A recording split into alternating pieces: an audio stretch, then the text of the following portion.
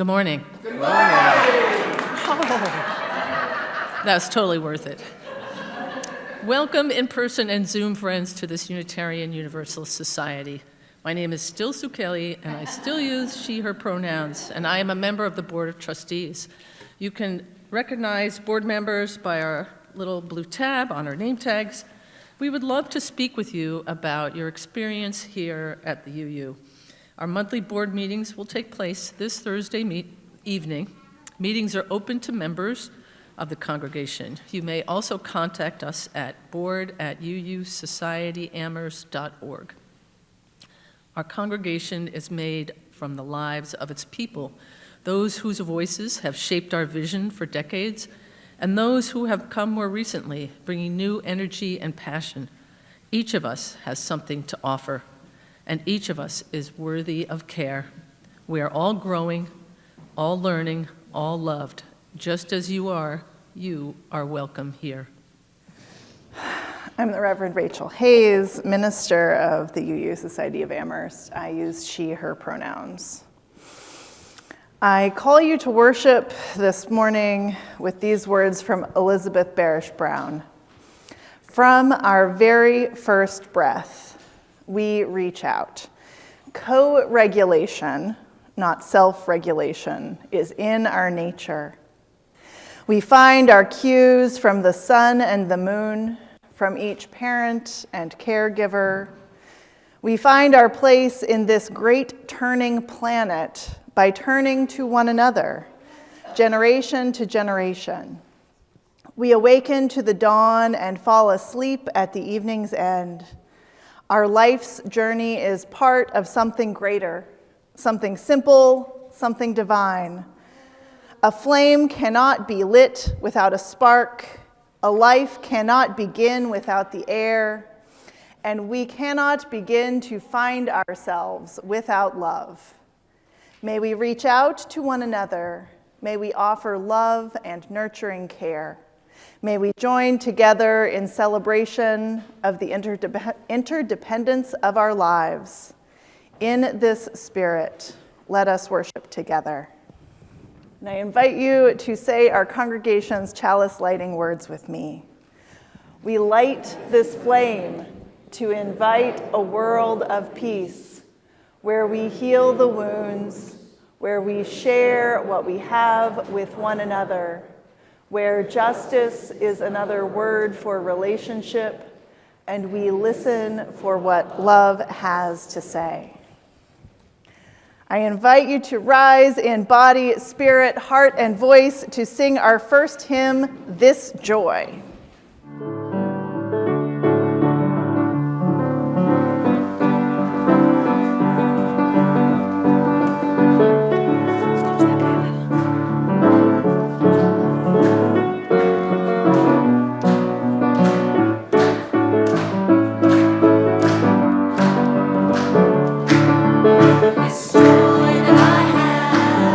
The world didn't give it to me. This joy that I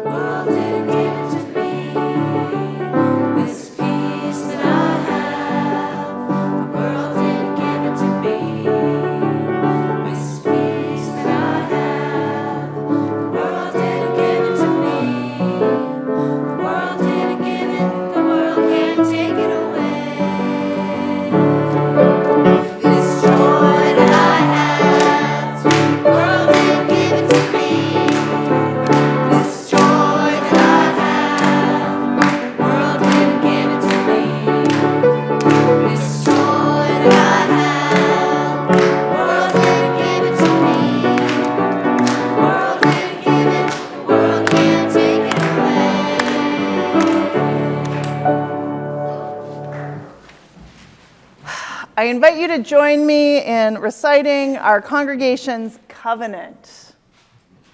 Love is the spirit of this community. We dwell together in peace. We seek truth and justice in love. We honor everyone's worth and dignity, and we do the work of building the beloved community in our world. Thank you. Okay. So I would like to invite the kids forward to have a conversation about Valentines. Do you all want to talk about Valentines?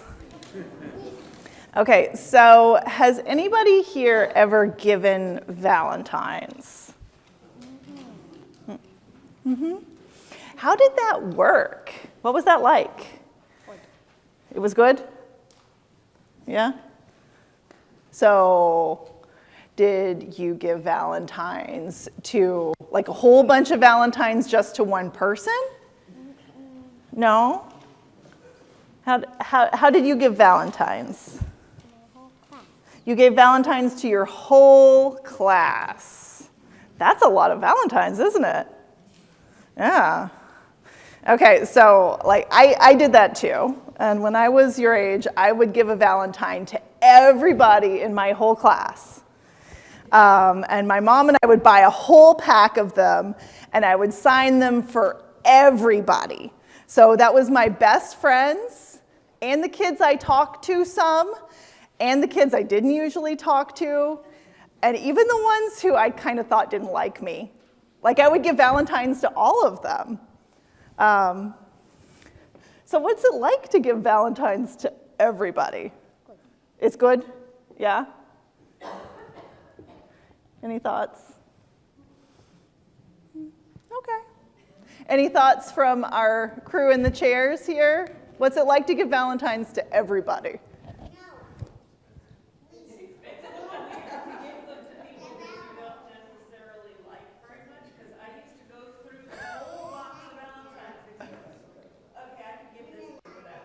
Oh. It's sometimes a little complicated to give Valentines to people you don't know well or like well, isn't it? Yeah, and sometimes you might choose which Valentine, which person gets based on your relationship. Uh-huh. Yeah. Well, when I was growing up, there were too many kids in the family to get a Valentine for everybody in the class. So my mom said, you have to pick 10 out of the packet. And you can give 5 to your favorite friends. And you need to give 5 to some kids that will.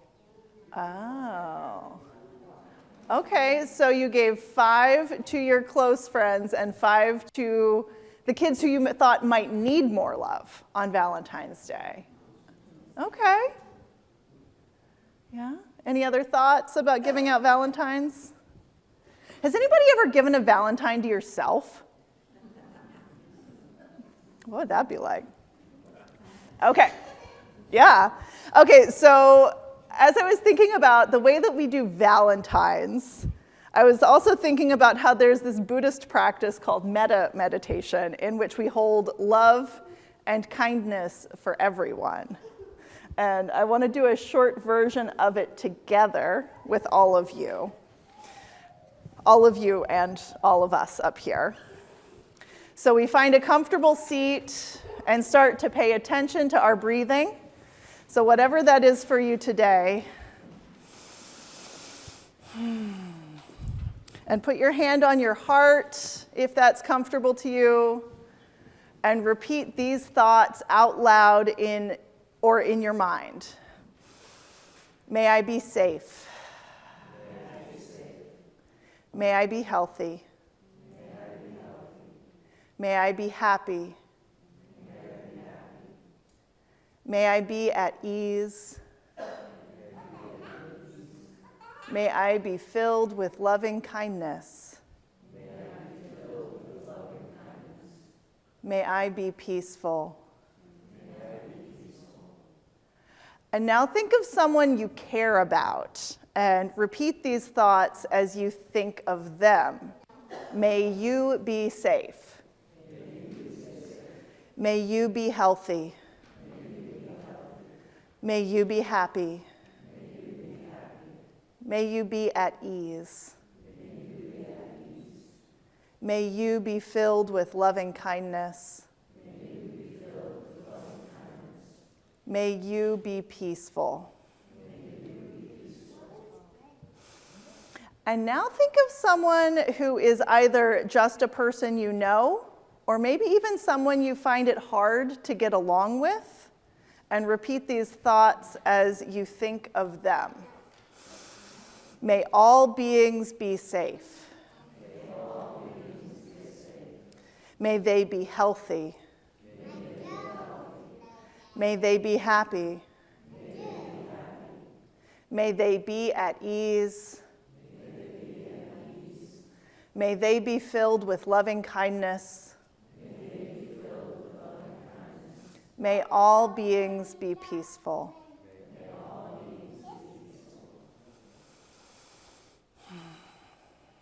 And now we come back to our conversation here in the sanctuary. What was that like for you? To think of these different people, send them love and care.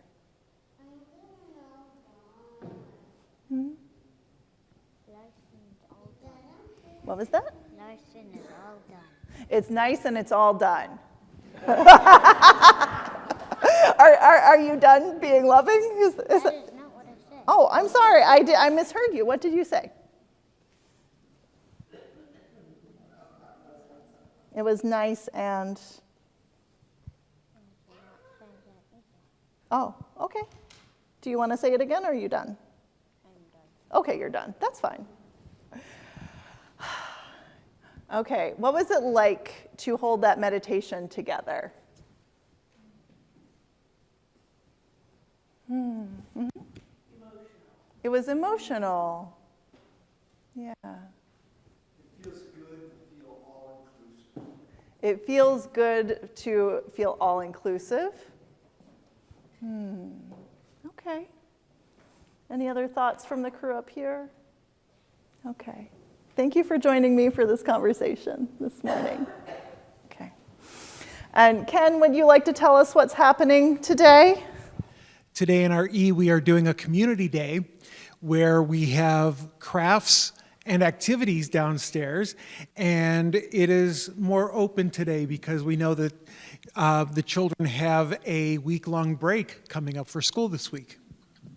So if the children could follow myself and Joel downstairs, that would be wonderful. Thank you, Ken. Thank you. Upstairs, I invite you to rise in body and spirit to sing our next hymn.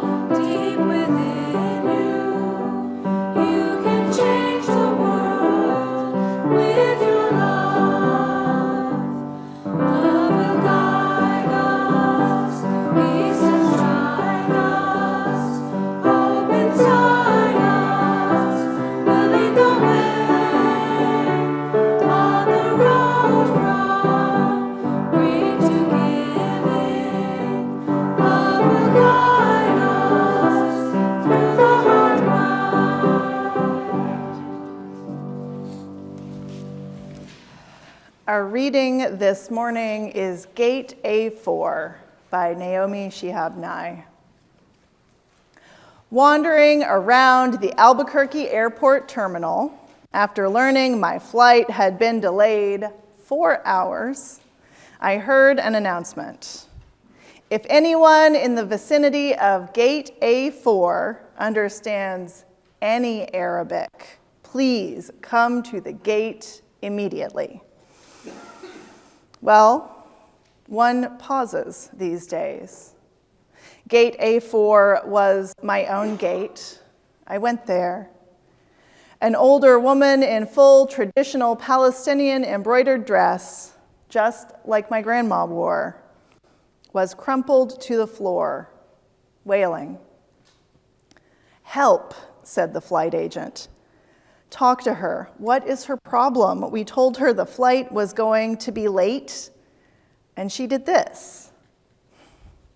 I stooped to put my arm around the woman and spoke haltingly. The minute she heard any words she knew, however poorly used, she stopped crying. She thought the flight had been canceled entirely. She needed to be in El Paso for major medical treatment the next day. I said, "No, we're fine. You'll get there, just later. Who's picking you up? Let's call him." We called her son. I spoke with him in English. I told him I would stay with his mother till we got on the plane and ride next to her. She talked to him. Then we called her other sons just for the fun of it. Then we called my dad, and he and she spoke for a while in Arabic and found out, of course, they had 10 shared friends. Then I thought, just for the heck of it, why not call some Palestinian poets I know and let them chat with her? This all took up 2 hours. She was laughing a lot by then, telling of her life, patting my knee, answering questions. She had pulled a sack of homemade mamul cookies, little powdered sugar crumbly mounds stuffed with dates and nuts from her bag, and was offering them to all the women at the gate. To my amazement, not a single woman declined one. It was like a sacrament. The traveler from Argentina, the mom from California, the lovely woman from Laredo, we were all covered with the same powdered sugar and smiling. There is no better cookie. And then the airline broke out free apple juice from huge coolers, and 2 little girls from our flight ran around serving it, and they were covered with powdered sugar too. And I noticed my new best friend, by now we were holding hands, had a potted plant poking out of her bag, some medicinal thing, with green furry leaves. Such an old country tradition. Always carry a plant. Always stay rooted to somewhere. And I looked around that gate of late and weary ones, and I thought, this is the world I want to live in. The shared world. Not a single person in that gate, once the crying of confusion stopped, seemed apprehensive about any other person. They took the cookies. I wanted to hug all those other women too. This can still happen anywhere. Not everything is lost. This is a big week in an interfaith/intercultural sense. This week is the Lunar New Year in many Asian cultures, Tet in Vietnam, Losar in Tibet, Chinese and Korean New Years, among others, celebrations of community and the coming spring. This new moon also brings in the Islamic month of Ramadan, a time of fasting, community, and prayer. And this week is also the beginning of Lent in the Western Christian calendar, also a time of fasting and prayer. And of course, it's both the civic holiday in the US that celebrates the legacy of two singular presidents, Lincoln and Washington, and Valentine's Day. In US American style, we tend to celebrate these things with commerce. There are a lot of mattress sales happening this weekend.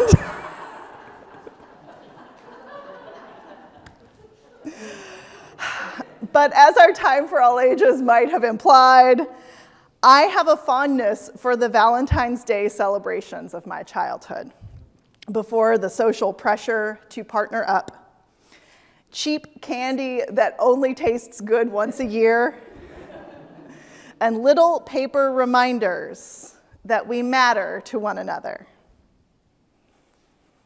I'm not here to devalue romantic love in any way. For many people, romantic relationships provide empowerment, stability, co-conspirators, and joy. But those are the loves that our culture rushes to celebrate. And not everyone has them. Not everyone wants them. And that's okay.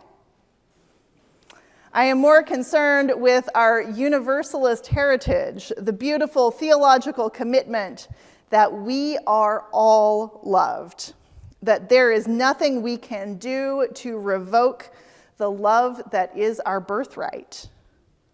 Love is what we were made for and where we belong.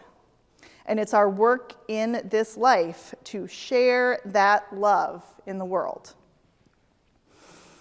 So we practice opening our hearts over and over again, whether by meditation or acts of service, choosing over and over again to love.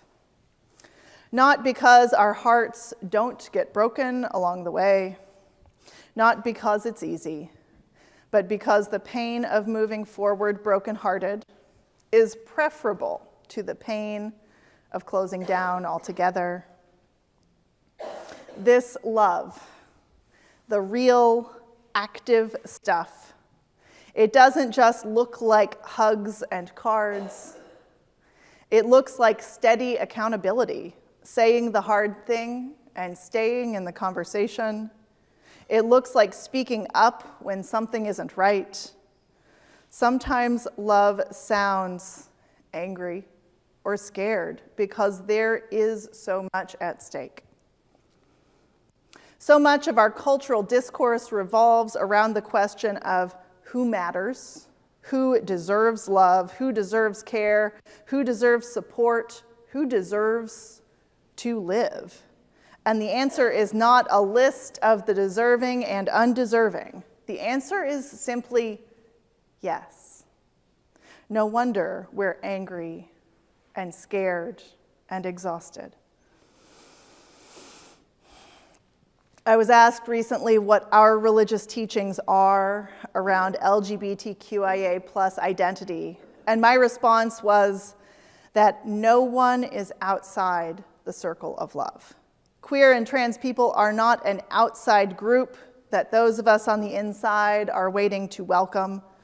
We understand that queer and trans people are an important part of who we are. And of course, the statement does not just apply to queer and trans people, it applies to anyone our culture would push to the margins. It applies to everyone. It's just that some of us have never had our belovedness questioned. 19th and 20th century poet Edwin Markham wrote of universal belovedness in his poem, Outwitted. He drew a circle that shut me out, heretic, rebel, a thing to flout. But love and I had the wit to win. We drew a circle that took him in. So I think about the circle of the world, all of us with so many of us meditating on love and hope and community and devotion for reasons cultural, religious, and personal, and it feels powerful. I opened my heart this morning to that collective moment, and it feels like not everything is lost, after all. There are so many reasons to keep moving forward. About 8 billion, just counting the people. So we teach our children that love matters. And along the way, we learn it again ourselves over and over. We come back to love, our birthright and our home, and we welcome one another into our hearts again.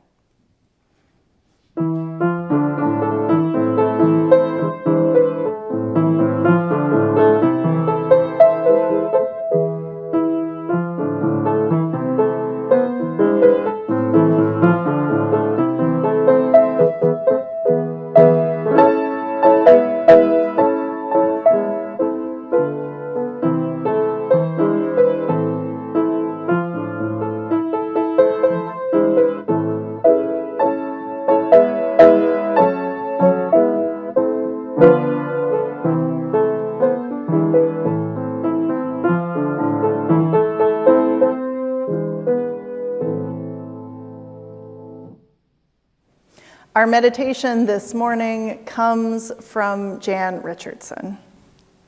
Blessing for the brokenhearted. Let us agree for now that we will not say the breaking makes us stronger, or that it is better to have this pain than to have done without this love. Let us promise we will not tell ourselves time will heal the wound, when every day our waking opens it anew. Perhaps, for now, it can be enough to simply marvel at the mystery of how a heart so broken can go on beating, as if it were made for precisely this, as if it knows the only cure for love is more of it, as if it sees the heart's sole remedy for breaking is to love still, as if it trusts that its own persistent pulse is the rhythm of a blessing we cannot begin to fathom, but will save us nonetheless. I invite you to remain seated for our meditation hymn, There is a Love, which we're going to sing the first verse twice, and then the second verse. Yeah.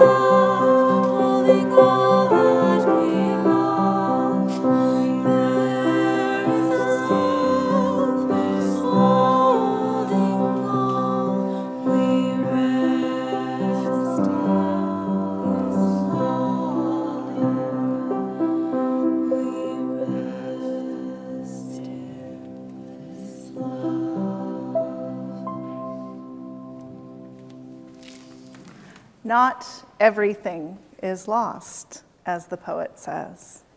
Another world is possible. Each week, we collect an offering and we split it with an outside organization to help us remember that we can't make the world a better place on our own. During February, our congregation generously shares half of our Sunday service offering basket with the Luce Immigrant Justice Network of Massachusetts. Half of the money collected today supports the programming of our congregation.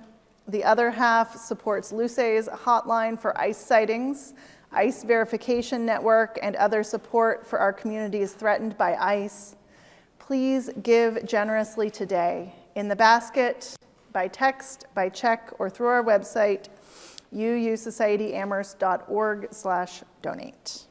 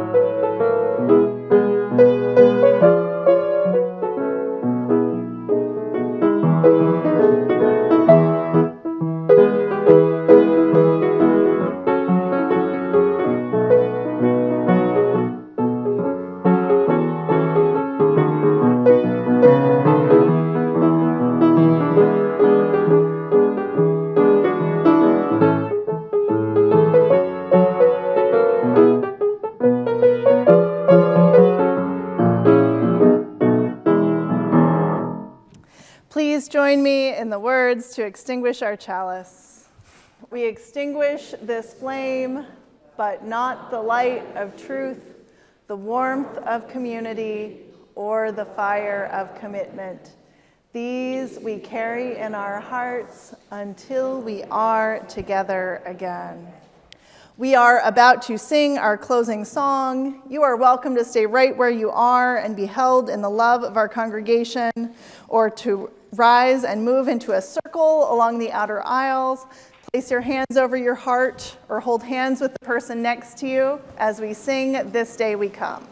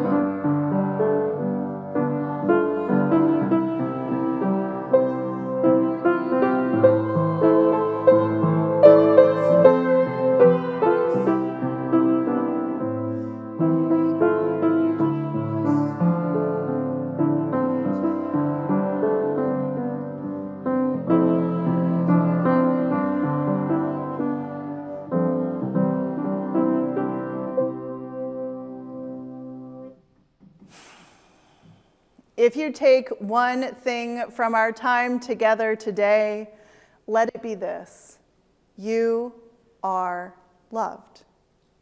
Go in peace, held by the love that holds us all.